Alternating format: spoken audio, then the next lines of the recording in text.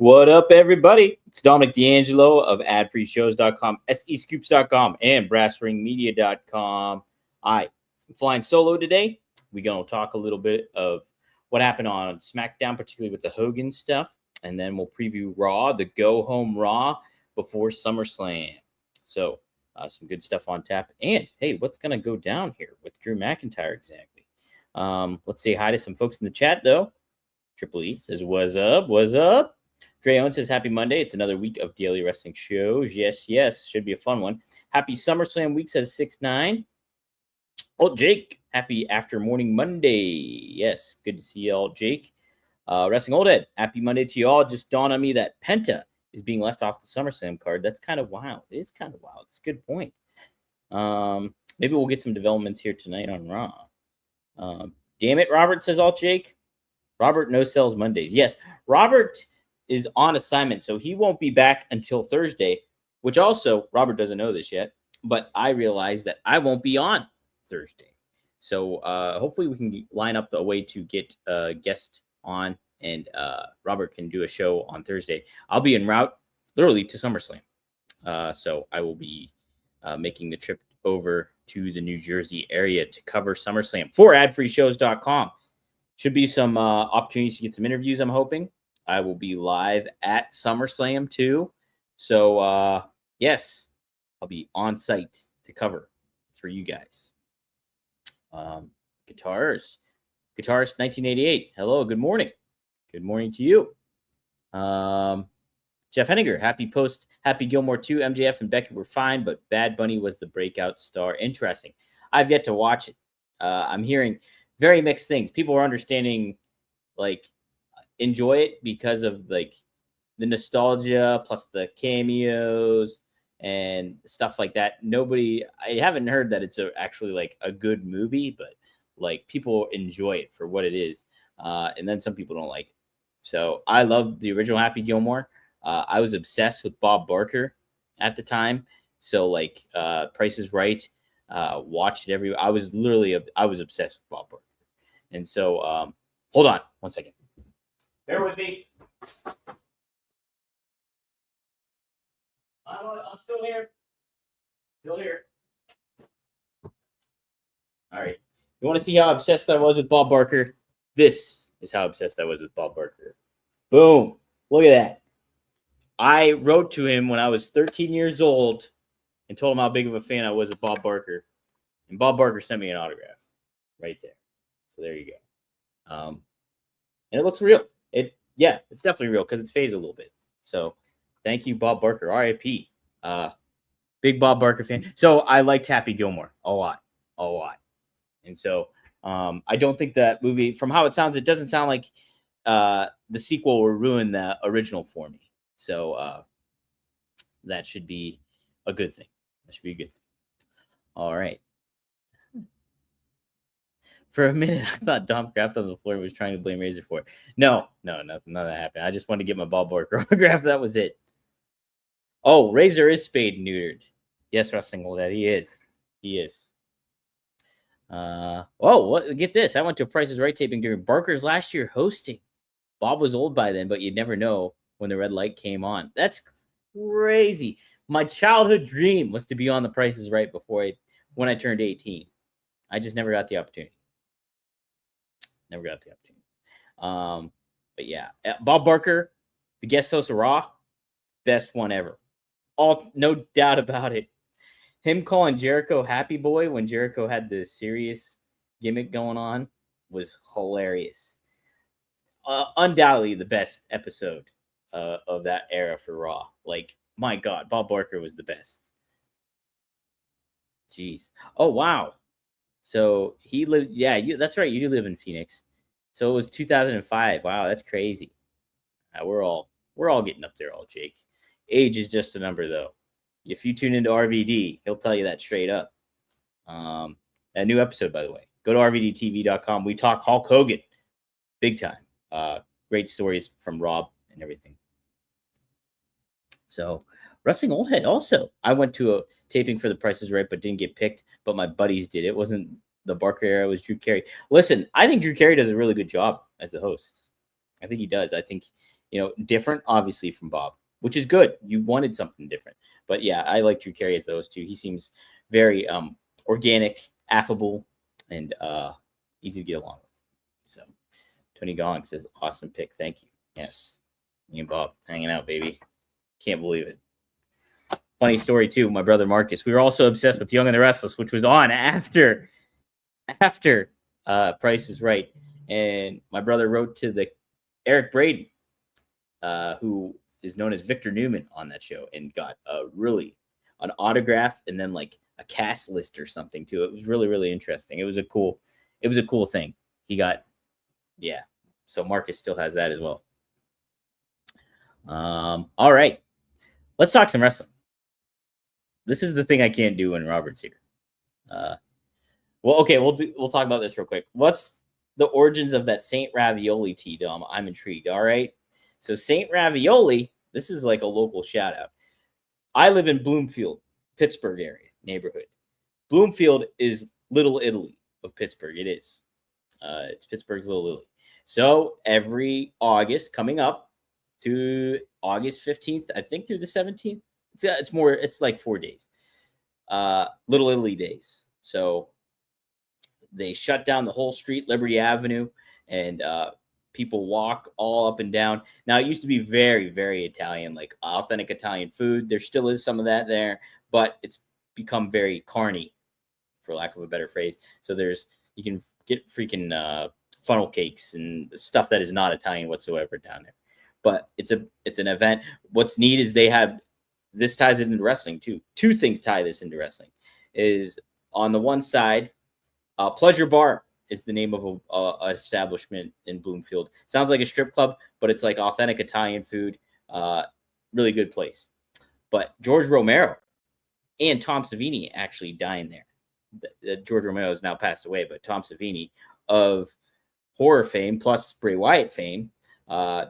I've seen Tom Savini in Bloomfield, by the way. I'm really going off course. But anyways, they put up a bocce ball court, and they would have celebrity bocce ball there. Well, right before I moved to Bloomfield,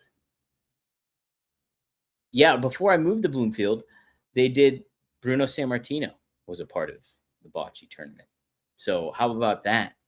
And then I moved to Bloomfield, and around that in that August, I was in Bloomfield there. I was in Bloomfield, but I missed that day of Little Italy days. So Bruno was there. Virgil, the late Virgil, set up a table there the one time, and I was like, what's Virgil doing at Little Italy days? Hopefully you got some good autographs and stuff like that. But it's a good time. Little Italy days is fun. St. Ravioli, though, is an establishment in Bloomfield. They make some really good raviolis. They had this awesome shirt, and I was like, I'm buying it. And I've worn it. This is the shirt I get the most compliments on all the time. It's crazy. So, and it says made in Bloomfield on the back too. All right, let's talk some wrestling. Drew McIntyre went on social media and exclaimed that he is stuck in the UK and he might not get back for SummerSlam.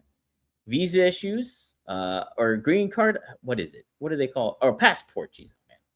You can tell I've never traveled outside of the United States before. Trying to see if there's any updates here when it comes to Drew. But okay, yeah, here we go. Here's an update. See, this is from earlier. This is from yesterday, straight from SE Scoops. So the Scottish Warrior revealed he was denied boarding on his return flight due to passport documentation issues. McIntyre has traveled to the UK with only his British passport, but was told he needed his US passport to board his flight back to America. Whoa, I had no idea. See, you tell me that. Like, he needs two passports? That's pretty crazy, right? McIntyre announced that he was denied the chance to board his flight back due to the fact he didn't have his U.S. passport with him, just his UK one. According to PW Insider, WWE sources have confirmed that this is a legitimate issue the company is currently dealing with. The travel complications come at an inconvenient time for the former WWE champion, who maintains a busy schedule with the company. McIntyre holds dual citizenship, United Kingdom and United States, and apparently ran into bureaucratic red tape. So, look, I would think this is going to get sorted out. That just seems pretty wild. Like, he's a public figure. We know who he is. Everybody knows who he is. The fact that like he could miss SummerSlam to do some sort of discrepancy between countries when he's a citizen of both does not make sense. I think things will get resolved. But who knows? Who knows what how the state of the world is right now. All in disarray. Everybody's in disarray. What's going on here?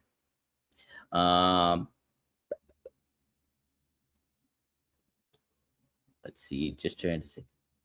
Wrestling One. It says I was just in Pittsburgh 2 weekends ago. I went with the Andy Warhol Museum. I should have hit you up for restaurant. Yeah, absolutely. I could have gave you some good ones. I've never been to the Andy Warhol Museum. Still have yet to go. So I wonder if it's cool. I've lived in Pittsburgh almost 10 years now. It's crazy. And I lived in Philly for 5 years before that. So all over the state of Pennsylvania. Jeff Henninger says this is a work according to The Rock, and he told the UK to hold Drew's passport. I think you're joking. Just move SummerSlam to Wembley Stadium. Problem solved. Yeah, that would be quite the logistics issue. That's for sure. Okay. Yeah, we'll see how it goes. I think everything's going to be fine. Not too worried about it. Let's talk about SmackDown. Or at least the one part I want to talk about is the Hulk Hogan Memorial Tribute. We discussed how WWE would handle this on Friday, and they did it in the right manner, 100%.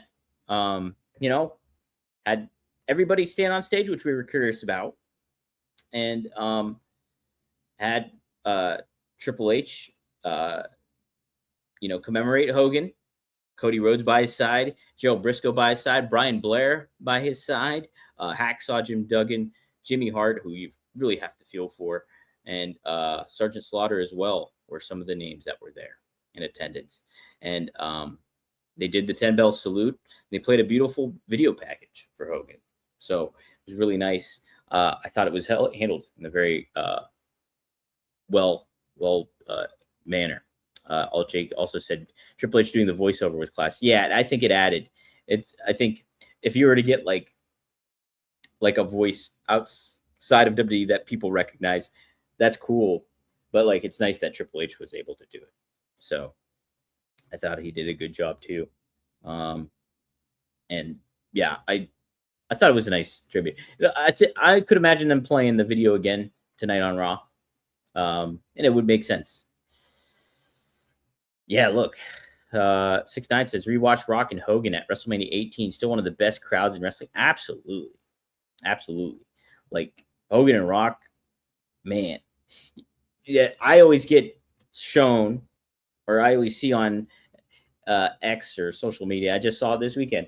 If you had to introduce a new fan to wrestling, what match would you show them?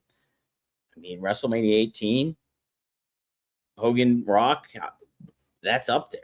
It's definitely up there. I think it would to incorporate. Yes, that'd probably be my number one match to show somebody.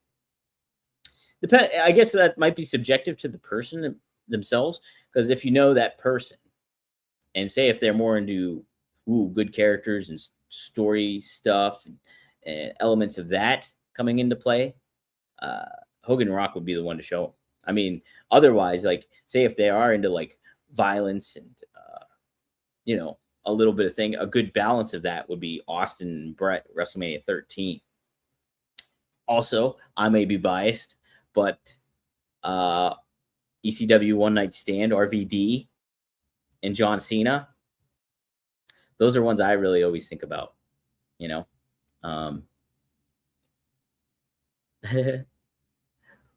Yes, Wrestling Old Head. Kevin Nash and Eric Bischoff podcast were good watches. Wild that Nash is the only one left in the original NWO. So I sat in on that recording with Nash, and one of the best episodes we've ever done at Click This. You have to check it out. You get very different perspective about a lot of things. Like it's not like it's a tribute to Hogan, but it covers like Nash covers like when he first met Hogan, the development of the NWO. It's a really immersive show. Nash gives his thoughts on everything. He does not hold back. Nash never does. And that's why he's so likable, and what a good episode and great podcast that is. So shout out to Nash, Sean Oliver, Steve Kaufman, and Wesley Burleson too. We're all part of the Click This crew, and shout out to those members too. You guys can always join in on Click This. Cheap plugs here. ClickThisTV.com. If you go there, that's the Patreon. And if you sign up for that, you can join us in the pre-show recordings. And sometimes we stay a little later after the show and chat it up too. And that's a really fun element of the show as well. So, but what charged me up to speak on that was the Bobby Heenan. Wrestling Old Head says Bobby Heenan bullying Hulk Hogan heel turn is so hilarious. The brain called it, LOL. Yeah, Nash makes a revelation about that on the episode, so check it out. Wrestling Old Head already knows what that is, but that's what a moment in wrestling history. Pivotal moment, huge pivotal moment. So, all right, let's take a look at Raw tonight. Pretty fascinating. I didn't know SmackDown was in Cleveland, and Buddy texted me and was like, "Hey, are you going to SmackDown in Cleveland?" And I had no idea it was in Cleveland. So I probably wouldn't, knowing how the prices are and knowing that I'm going to SummerSlam, I probably wouldn't have gone, even if I did know. But yeah, it's crowds ready for some stuff happening here. All right, so are we ready for Raw? I guess before we're ready for Raw, we are getting on the road to SummerSlam this week. It's big time. It's big time. 2 days. Crazy to think. Well, if you guys want to have a little extra fun and help out the show in the same turn, and you're just, want to have add a little bit of incentive to when you watch SummerSlam this weekend, try out some MyBookie. That's right. MyBookie is a site where you can bet on some WWE happenings. If you think you trust your instincts, your wrestling acumen, and you want to have some fun and you want put some money to drop down on there, try some MyBookie out, because you can actually do this as a wrestling fan. And there's some odds going on. I'll read them off to you here. We have the Women's World Championship match. Naomi is the heavy favorite to retain her title, minus 1,000. So Rhea Ripley's a very slight underdog, plus 250. Io Sky is the heavy underdog with plus 600. Plus, on top of that, we also have WWE SummerSlam, the Women's Intercontinental Championship. Lyra Valkyria is favored, minus 390, while Becky Lynch is a plus 245. So if you think Becky can snatch that or retain her Intercontinental Championship against Lyra, it's a bet to maybe place. Wow. Okay, so still on is Drew McIntyre, Logan Paul going up against Randy Orton and Jelly Roll. The favors to win, Randy Orton and Jelly Roll, minus 500, while Drew McIntyre and Logan Paul are plus 300. With the other women's championship match, Jade Cargill and Tiffany Stratton.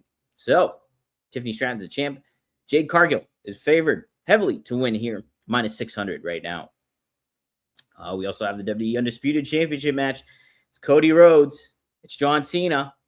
Cody Rhodes is favored, minus 300, while John Cena is a plus 200. World Heavyweight Championship match is CM Punk versus Gunther. Gunther is the underdog here, the slight underdog, plus 180, while CM Punk is the favorite at minus 270. Also, we'll have Dom Mysterio and AJ Styles. Wow, this is the neck and neck one here. This is pretty much, what is it called? Not a push, but my goodness.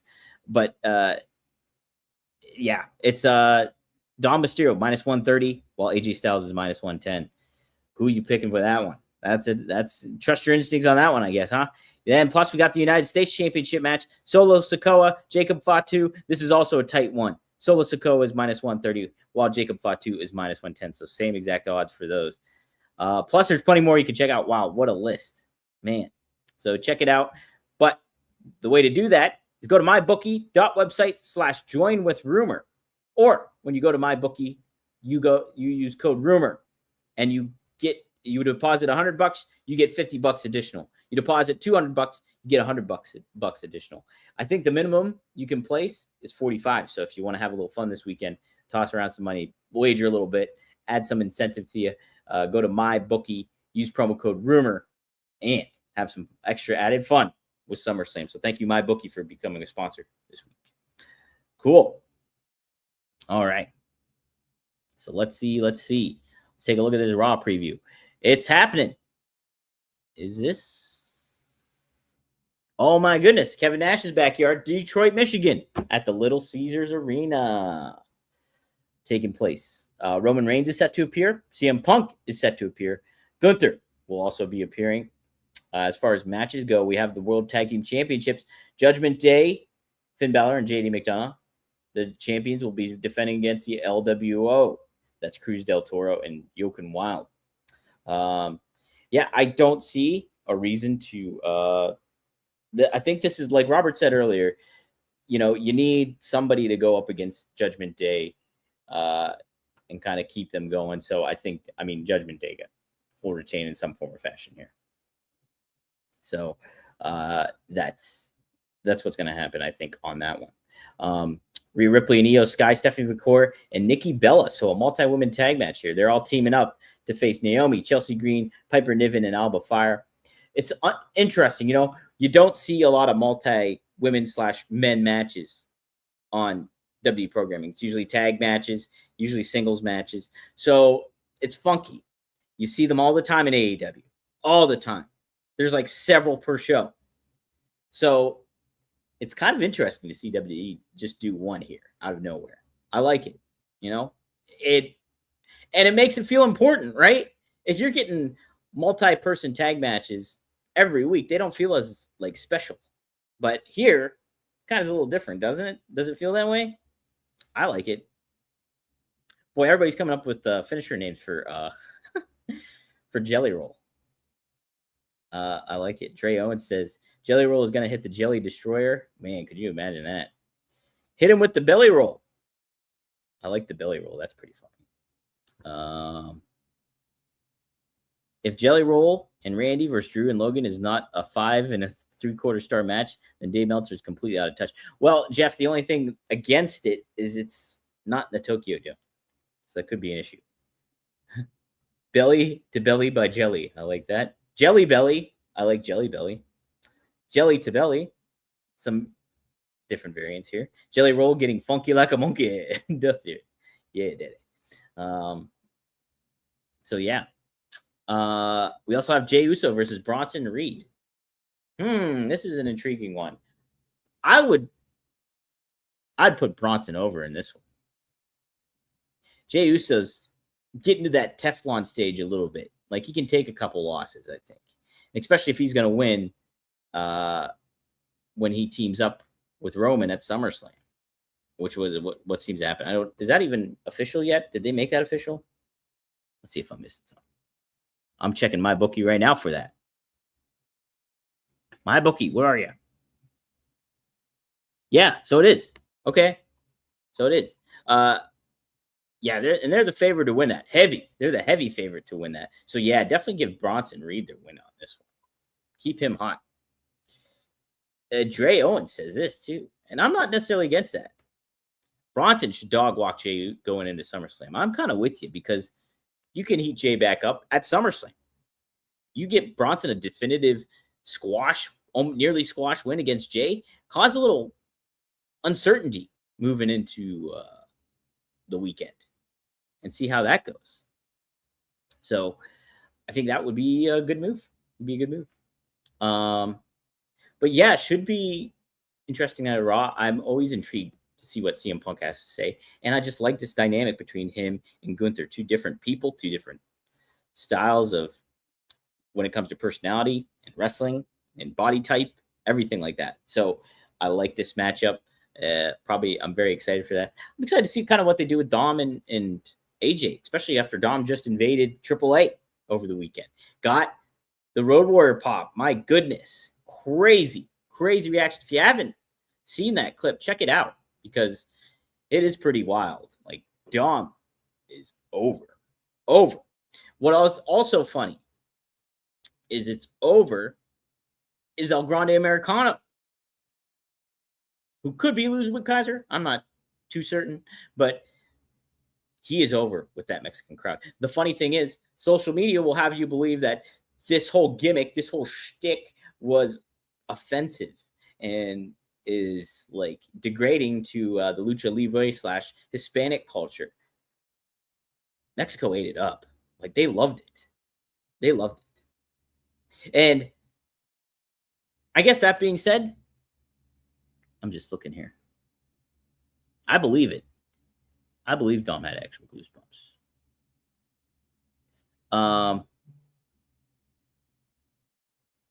I assume Dom is the odds-on favorite, but I got El Grande Americano to walk away as make a champion. And wow, could you imagine that? Oh wow, Devin, you should probably catch up. You don't have to, but only if you want to. You got to go camping with your wife and stuff, right? Okay, so this is what I'm going to close it out. When Hogan passed away, July 24th, like, I think it's sad. I think it was a sad thing. Individual that people grew up watching, that was flawed, like we all are, passed away. And part of what I had to say was, I was like, be understanding of people online and how they process this. And I think what social media does is some of the worst stuff that you can possibly think of. And not possibly, because it's social media. You can't get hurt by a tweet, physically hurt.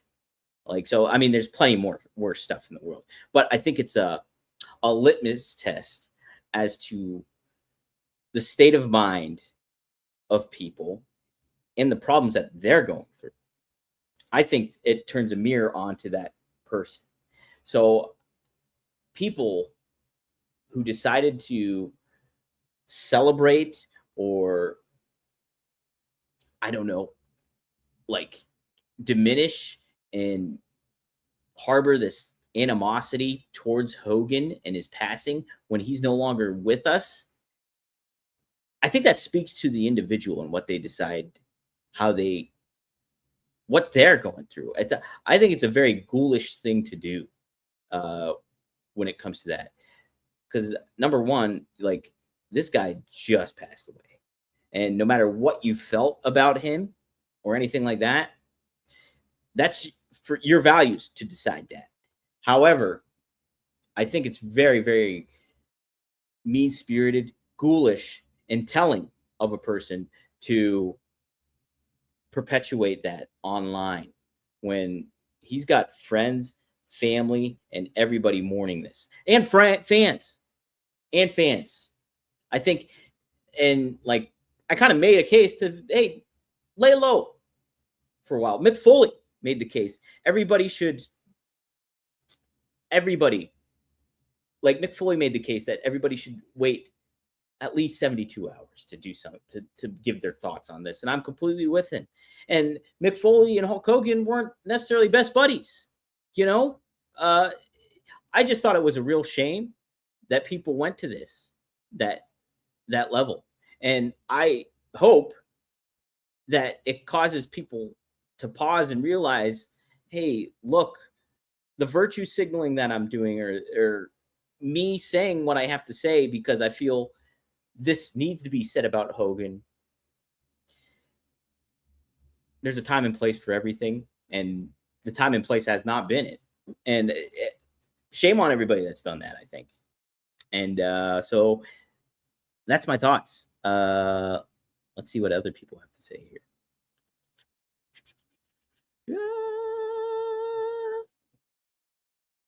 Okay. Devin has literally been camping. Wrestling All It says, I did a tribute video on Hulk Hogan. I cut myself off 30 minutes. I could have easily gone over an hour. Right? There's a lot to talk about. There's a lot to talk about and a lot to cover on there. Before I forget, I did write about Hogan on my Substack. I have a wrestling writing Substack. I just shared it in the chat with people. Feel free to take a look at it. Give me your thoughts on there. So that's across the board here for on all the channels. Go to wrestlingwriting.substack.com. Check it out. Give me some feedback. I try to cover things, and I also try to be understanding and diplomatic. I mean, I was a kid, Hogan fan. He's the same age as my dad. So him passing away and him being throughout my life, like in the level of being a pro wrestler, what I cover, and then he's the same age as my father. It's a really weird added element to it all. But take a look if you guys want to. Wrestlingwriting.substack.com. That is where you can figure it out. All Jake says, Hulk Hogan is an immortal icon. Terry Bollea was a human being flawed like anyone is. Exactly, all Jake. Old head, yeah, George and I went 20 minutes the day he died, and then last night with AEW full. I don't know how you say it. I get what you mean here. Wrestling went another 30 plus minutes. Wow. Wrestling Gold says 100, Dom. You're getting meta, and I love. That's what I used to bring up to the staff when I was running a restaurant. You don't know what people are going through internally, and their responses are a reflection of issues, trauma, etc., that they aren't addressing. That's the other aspect of it too. These people doing this, and Robert made a great point on Friday. Was it Friday? Thursday, that the reaction that people are putting out there to a lot of this stuff is them being hurt by Hogan comments back in 2015 or when they surfaced, you know. So like everybody is processing, you know, hey, I grew up watching Hogan. He, you know, meant so much to me in certain ways. And in wrestling, even if you didn't like him, he's got to mean in a certain aspect a lot to you because it's wrestling. And if without him, wrestling is not where it is today. Wrestling could be, by all accounts, dead in the water. So, Devin Dowling says Hulk Hogan is a lot of people's childhood hero. Terry Bollea is very controversial. Absolutely, like that's the thing, you know. That's it. Nash made a very excellent point. I'm a person of faith. Nash said that he thinks Hogan found his faith, and Hogan got baptized like 18 months ago before his passing. So take that for what you will as well. Check out Alt Jake's stuff too. The shows that he's a part of. He's doing the hustle. So be sure to give him a shout out and help him out as well. Okay, so he pronounces it awful. Okay, so dang it. Dom, we have a ton of parallels growing up as a Hogan fan. Yeah. Devin Dowling, your dad's 46. Devin, how old are you? Holy crap. Are you 26? How old are you? If you feel free to tell us that. Geez, so I could almost be your father? Is that what you're saying? That's crazy. I can barely run a cat. This is nuts. Very sorry. Your dad passed at 56. Sorry to hear about yours too. 59. Yes, very sorry about all that. I know it's very tough. You know, yeah, it's very tough. It's you know, I can empathize on that for sure. Russ Gold said, I thought my dad favored Hulk Hogan as a kid. I was completely off, but at the time, that's how I became enthralled with Hulkamania. Hulk and my dad are the same age. Crazy, right? Crazy. Like literally, Hogan's only a couple months older than my dad. I think Hogan was born on August 11th. My dad born on November 10th, 1953. Devin, you're 27. Okay, wow. Boy, yeah, I could not be your dad, but that's wild. That's great though. That's actually really great. Like, you know. So. Oh, nice. Old Head and Alt Jake teaming up. Sweet. I like it. Share me the link. And I'll tune in when I can. I'm having a busy week with shoot job stuff and then trying to catch up and do socials and everything like that. Wow. No way. Dre Owens' dad was born on November 11th. So my dad born on November 10th. His dad born on November 11th. One more point I wanted to make about that, but I can't remember what it is. Jeez Louise. But yes. So have a little bit of, if you're heavy duty into the social media world of pro wrestling, have a little bit of empathy for people. Even if you highly disagree with them, you don't see eye to eye with them, and you don't like a person. So, dang, look at this. Devin Dowling's birthday was on November 11th, 1997. That's wild. Look at that. Jeez, Wrestling Old Head's daughter, born on November 14th. This is bonkers. The chat is just bonding over birthdays. Wild. Well, I'm glad I could bring everybody together here. I'll do the same thing tomorrow, potentially. You can check us out every Monday through Friday here on Ad Free Shows YouTube channel, on the Rumor and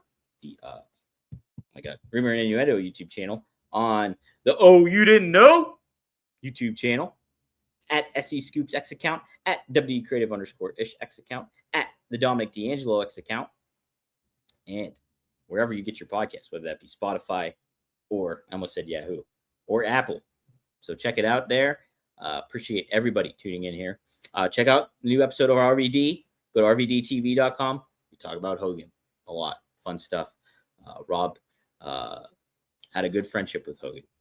And so be sure to check that out. Also, Working Stiff Patreon. I'm going to post this right after the show. Robert and Scott go into detail about Hulk Hogan. So if you want more of Robert's thoughts about the passing of Hogan and Scott's thoughts too, it'll be interesting to hear what Scott has to say, considering, he's around my age, but he's also at the same time, he's a big AEW fan too. So the dynamic of how different a Hogan is in comparison to the type of wrestling that he likes, be very interesting to hear what he has to say. So I'll get that posted here right when I'm done posting this. But this is great. Trey Owens, referring to the November birthdays, he says that the moral is February is great for Blue Chew. That's right. Go to use promo code Rumor and get that deal. All Jake Scott has thoughts. Who knew, right? Who knew? Shout out Scott Chaplin. Check out his stuff too. All right, guys. I'll be back tomorrow to talk a little bit of Raw and anything else. So best of luck in your future endeavors. And remember, help support the pet population. Have your pets spayed or neutered. Goodbye, everybody.